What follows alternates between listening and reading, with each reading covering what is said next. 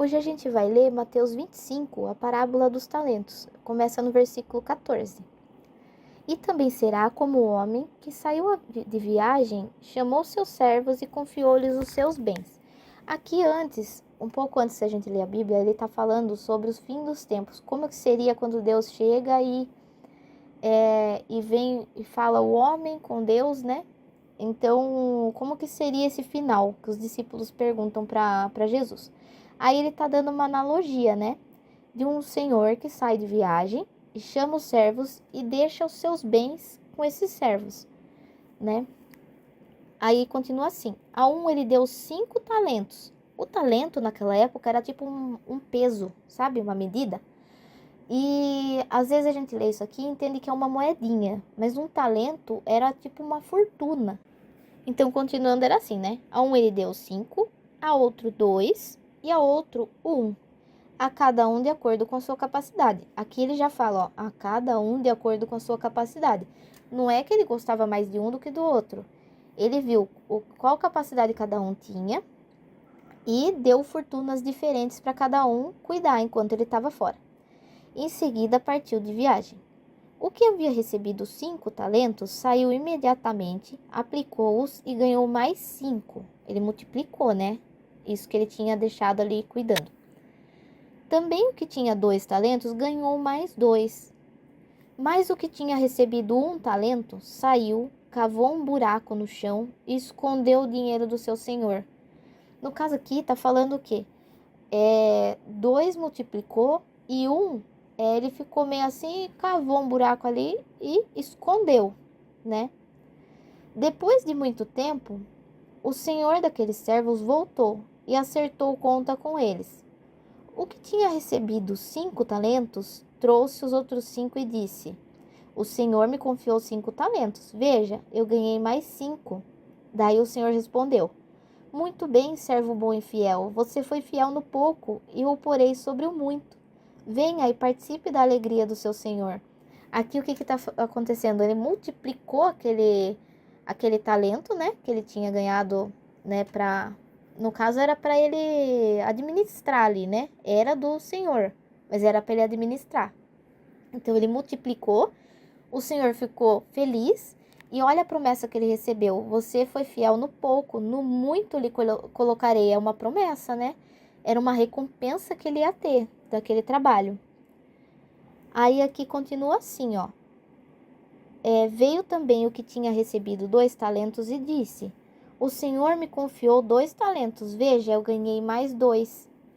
E o senhor respondeu: muito bem, servo bom e fiel. Você foi fiel no pouco e porei sobre muito. Venha e participe da alegria do seu senhor. Tá vendo que o que tinha 2, ele multiplicou. Por mais assim que fossem quantidades diferentes, em nenhum momento o senhor veio e falou: ah, o fulano fez tanto. Ele não comparou um com o outro, porque ele já tinha dado conforme a capacidade. Ele falou exatamente a mesma coisa. Ele ficou contente, né? Com o que ele tinha conseguido multiplicar e falou a mesma coisa, que ele foi fiel no pouco e ia colocar ele sobre o muito. Daí continua assim, ó. Por fim veio o que tinha recebido 1 talento e disse: eu sabia que o senhor é um homem severo, que colhe onde não plantou e junta onde não semeou. Por isso tive medo, saí e escondi o seu talento no chão. Veja, aqui está o que pertence ao senhor. E o senhor respondeu: servo mau e negligente, você sabia que eu colho onde não plantei e junto onde não semeei? Então você devia ter confiado meu dinheiro aos banqueiros, para que quando eu voltasse, eu recebesse de volta com juros. Tirem o talento dele e entreguem-no ao que tem 10, pois a quem tem, mais será dado, e terá em grande quantidade, mas ao que não tem, até o que tem lhe será tirado. E lancem fora o servo inútil nas trevas, onde haverá choro e ranger de dentes. Aqui, o que a gente entende? Eu li inteiro porque aqui é uma explicação, assim, diferente dos outros dois, né?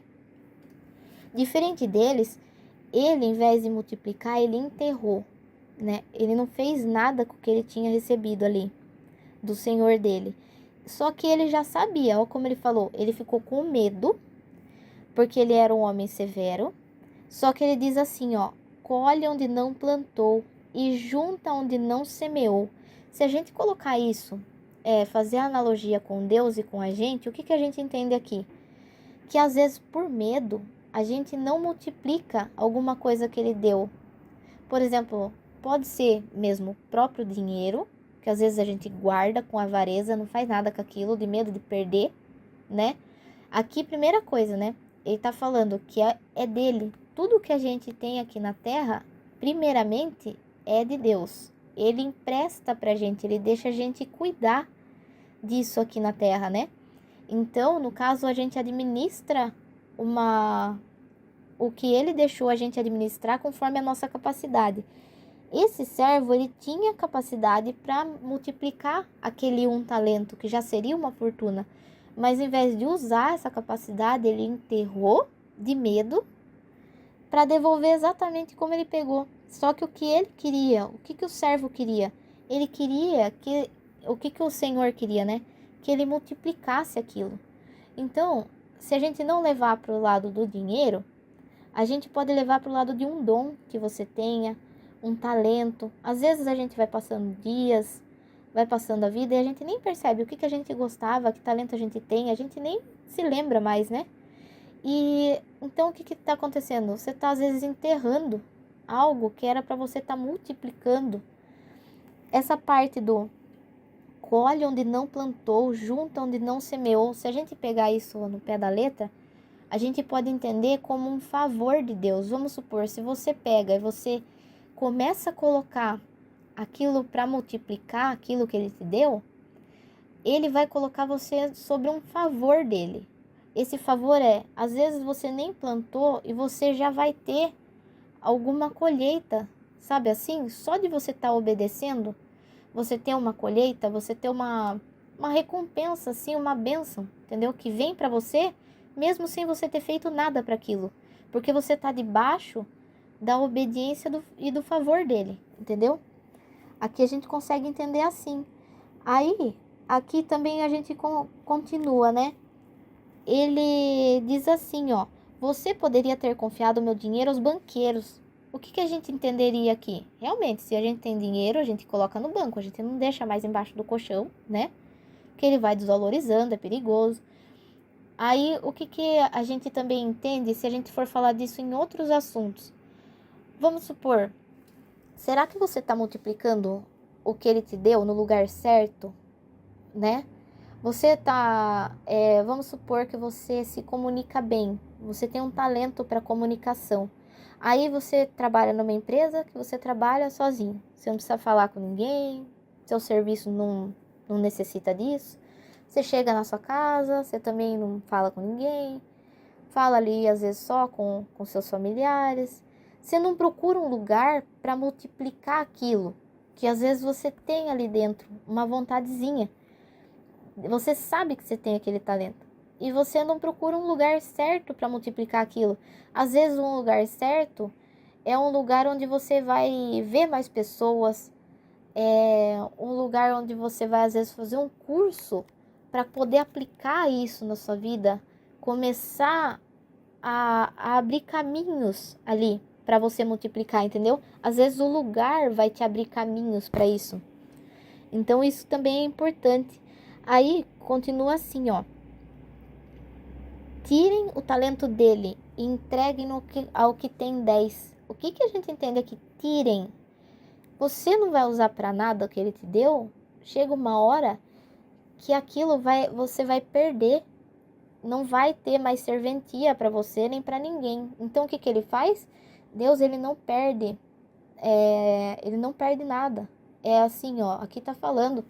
Ele colhe onde não plantou, junta onde não semeou. Ele vai passar isso para outra pessoa, que às vezes esteja disponível, ou que tenha vontade de fazer ou de ter aquilo que você já tem, entendeu? Uma pessoa que faz uma oração e pede aquilo, ele vai simplesmente passar para outro. Isso tá dizendo nitidamente, tirem o talento dele, entreguem-no ao que tem 10, porque o que tem 10, o que ele fez? Ele multiplicou.